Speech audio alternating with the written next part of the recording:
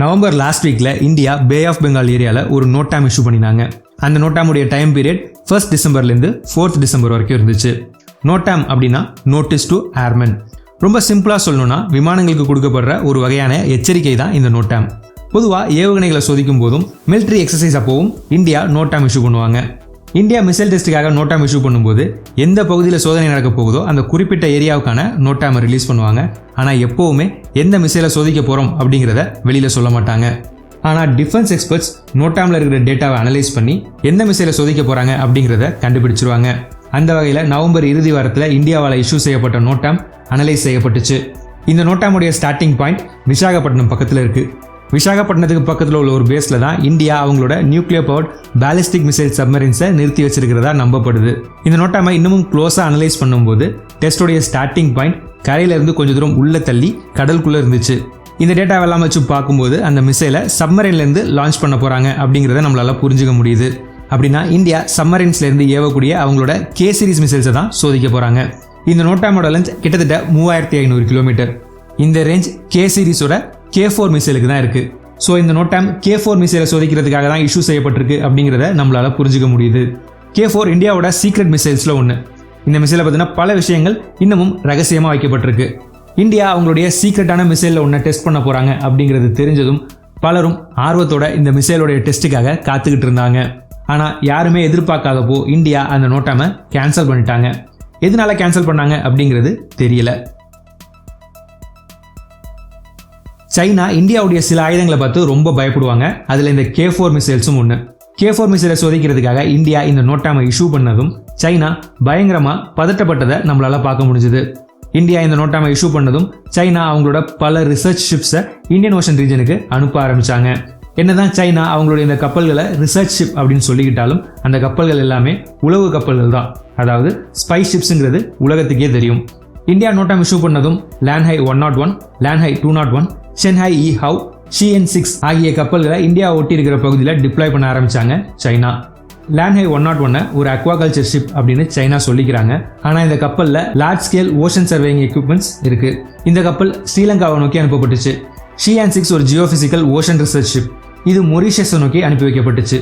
அதே மாதிரி ஆழ்கடல் ஆராய்ச்சி செய்கிற திறமை உள்ள ஷென்ஹை இஹவ் கப்பலும் இன்னொரு உளவு கப்பலான லேன்ஹை 201 இந்தியன் ஓஷன் ரீஜனில் இந்தியன் மிசைல் டெஸ்ட் நடக்க போகிற இடத்த ஒட்டி சைனாவால் நிலைநிறுத்தப்பட்டுச்சு.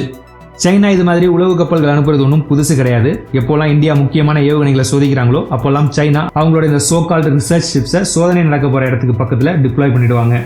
இந்த உளவு கப்பல்கள் மூலமாக சோதனை செய்ய போகிற மிசைலுடைய trajectory, telemetry data, acoustic signatures, derby patterns உள்ளிட்டவற்றை தெரிஞ்சுக்க முயற்சி பண்ணுவாங்க சைனா. சைனாவோட இந்த உளவு பார்க்குற முயற்சிகளை தவிர்க்கிறதுக்காக தான் இந்தியா சில தடவை அறிவிச்ச ஏவுகணை சோதனைகளை போஸ்ட்போன் பண்ணியிருக்காங்க. இந்தியா சாதாரணமான ஒரு மிசைலை டெஸ்ட் பண்ணினாலே சைனா உளவு பார்க்க வந்துருவாங்க. அப்படி இருக்கும்போது சோதிக்கப்பட போகிறது K4ன்னு தெரிஞ்சா சைனா வராமல் இருப்பாங்களா என்ன? ஏன்னா K4 மிசைல் சைனாவுக்கு மிகப்பெரிய அச்சுறுத்தல். K4 இந்தியாவோட அணு ஆயுத திறனை அடுத்த கட்டத்துக்கு எடுத்துகிட்டு போகக்கூடிய திறன் உள்ள ஒரு மிசைல். இந்த மிசைலுக்கு இந்தியன் ஓஷன் ரீஜன் மட்டும் இல்லை, மொத்த ஏசியாவோட பவர் பேலன்ஸையும் மாற்றி அமைக்கிற திறன் இருக்கு. இவ்வளவு திறமை உள்ள K4 மிசைல்ஸை பார்த்து சைனா பயப்படுறதுக்கான காரணங்களை இப்போ பார்க்கலாம். இந்தியா சோதிக்க திட்டமிட்டிருந்த K4 ஒரு SLBM. SLBM அப்படின்னா சப்மரைன் லான்ச்ட் பேலிஸ்டிக் மிசைல். அதாவது நீர்மூழ்கி கப்பலில் இருந்து ஏவப்படுற பேலிஸ்டிக் மிசைல். SLBM ரொம்பவே காம்ப்ளெக்ஸான ஒரு டெக்னாலஜி. உலகத்தில் உள்ள 6 நாடுகள் கிட்ட மட்டும்தான் இந்த வகையான ஏவுகணைகளை தயாரிக்கிற திறன் இருக்கு. இந்தியா இப்போ ஆப்ரேஷனலாக டிப்ளாய் பண்ணியிருக்கிற SLBM ஓட பேரு K-15 சாகரிகா. விக்கிபீடியாவில் K4ம் இந்தியாவால் ஆப்ரேஷனலாக டிப்ளாய் செய்யப்பட்டிருக்கு அப்படின்னு போட்டிருக்காங்க. ஆனால் அது எந்த அளவுக்கு அக்யூரேட்டான இன்ஃபர்மேஷன் அப்படிங்கிறது தெரியல. இந்தியா ஆப்ரேஷனலாக டிப்ளாய் பண்ணியிருக்கிற K-15 ரேஞ்ச் 750 கிலோமீட்டர். இந்தியாவோட நியூக்ளியர் பவர் சப்மரைனான INS அரிஹந்தில் K-15 டிப்ளாய் செய்யப்பட்டிருக்கிறதா நம்பப்படுது. 750 கிலோமீட்டர் ரேஞ்ச் உள்ள K-15 பாகிஸ்தானுக்கு மிகப்பெரிய அச்சுறுத்தல். ஆனால் சைனாவுக்கு இந்த மிசைலால் பெரிய அச்சுறுத்தல்கள் எதுவும் இல்லை. பே ஆஃப் பெங்கால்லேருந்து லான்ச் செய்யப்பட்டா K-15ஆல் சைனாவை ரீச் பண்ண முடியும். ஆனால் சைனாவுக்கு முக்கியமான இடங்களை இதால் ரீச் பண்ண முடியாது. சைனாவோட முக்கியமான economic, man power, production hubs எல்லாமே சைனாவோட ஈஸ்டர்ன் கோஸ்ட் லைன்லையும் சைனாவோட நார்த் ஈஸ்ட் குவாட்ரண்ட் பகுதியிலையும் தான் இருக்குது. அந்த பகுதிகளை K-15ஆல் ரீச் பண்ண முடியாது. இந்தியாவோட நியூக்ளியர் பவர் சப்மரைன்ஸ் உடைய பேஸ் விசாகப்பட்டினத்துக்கு பக்கத்தில் இருக்குது.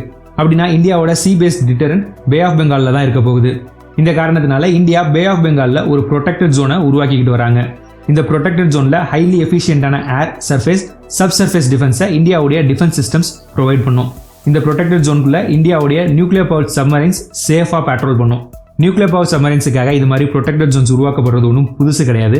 ஏற்கனவே ஆர்டிக்ல ரஷ்யாவும் ஓஹைசியில் சைனாவும் அவங்களுடைய நியூக்ளியர் பவர் சப்மரைன்ஸுக்காக ப்ரொடெக்டட் ஜோன்ஸை உருவாக்கியிருக்காங்க.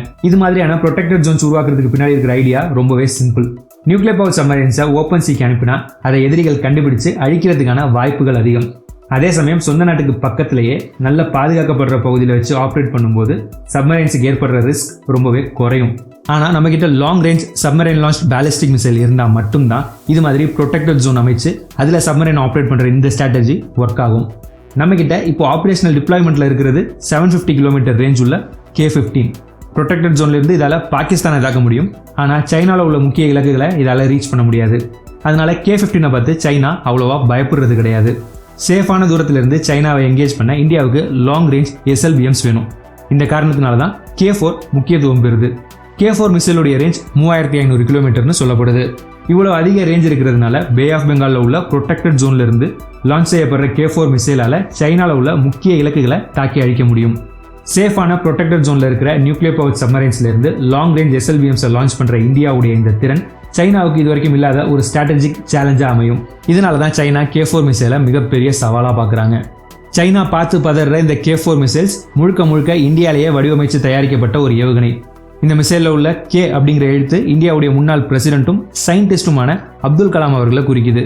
இந்த K சீரீஸை சேர்ந்த மிசைல்ஸ் இந்தியாவுடைய செகண்ட் ஸ்ட்ரைக் கேப்பபிலிட்டியை வலுப்படுத்தும்.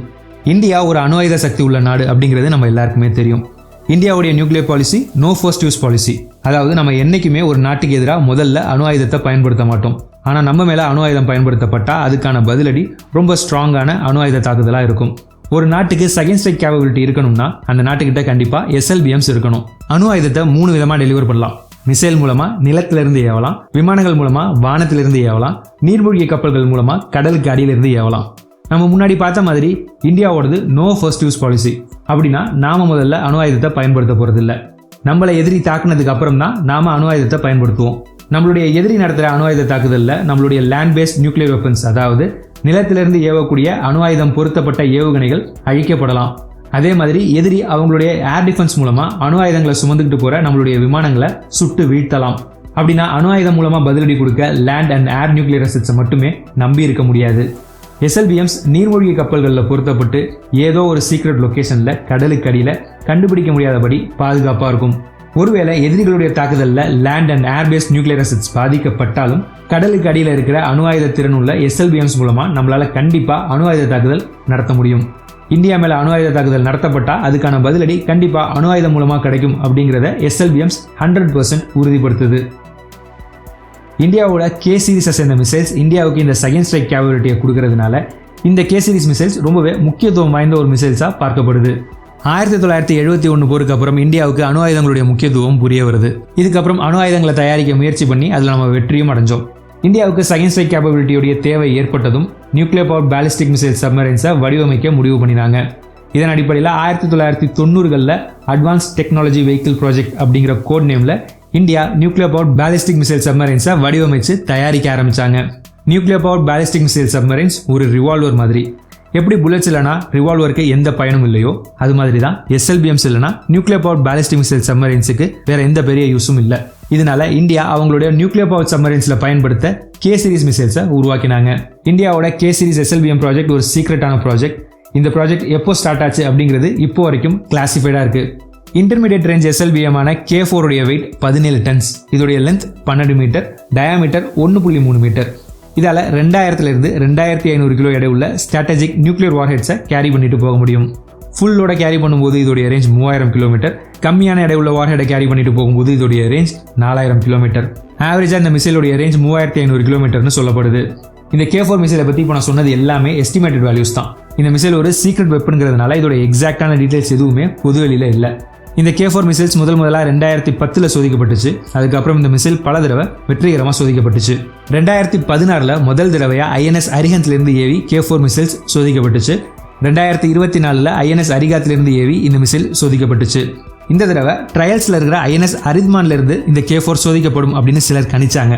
இந்த நிலைமையில தான் இப்போ அந்த மிசைல் டெஸ்ட் கேன்சல் செய்யப்பட்டிருக்கு. ஆனால் சீக்கிரமே இந்த மிசைலை மறுபடியும் டெஸ்ட் பண்ணுவாங்க. இந்த நிலைமையில டிசம்பர் 1 அன்னைக்கு பே ஆஃப் பெங்கால் ஏரியாவில் ஒரு புது நோட்டாமை இஷ்யூ பண்ணியிருக்காங்க இந்தியா. இந்த புது நோட்டாமுடைய ரேஞ்ச் 1050 கிலோமீட்டர்.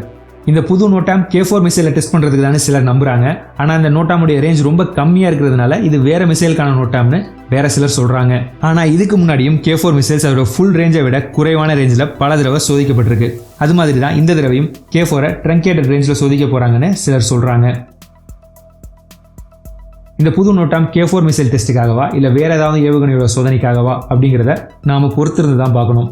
சைனாவுக்கு மிகப்பெரிய அச்சுறுத்தலாக இருக்கிற இந்தியாவோட K4 மிசைலை பற்றியும் இந்த மிசைலை பற்றி சைனா ஏன் பயப்படுறாங்க அப்படிங்கிறத பற்றியும் இந்த வீடியோ மூலமாக தெரிஞ்சுக்கிட்டு இருப்பீங்கன்னு நம்புகிறேன். இந்த வீடியோவை இவ்வளோ நேரம் ஃபுல்லாக பார்த்ததுக்கு ரொம்ப நன்றி. இந்த வீடியோ உங்களுக்கு பிடிச்சிருந்தா இந்த வீடியோவை லைக் பண்ணுங்கள்.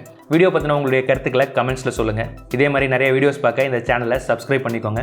இந்த சேனலை சப்போர்ட் பண்ணணும்னு நினச்சிங்கன்னா ஜாயின் பட்டனை ப்ரெஸ் பண்ணி சேனலில் மெம்பராக சேர்ந்து சப்போர்ட் பண்ணுங்கள். இந்த வீடியோவை இதோட முடிச்சுக்கிறேன். அடுத்த வீடியோவில் உங்களை பார்க்குறேன். தேங்க்யூ.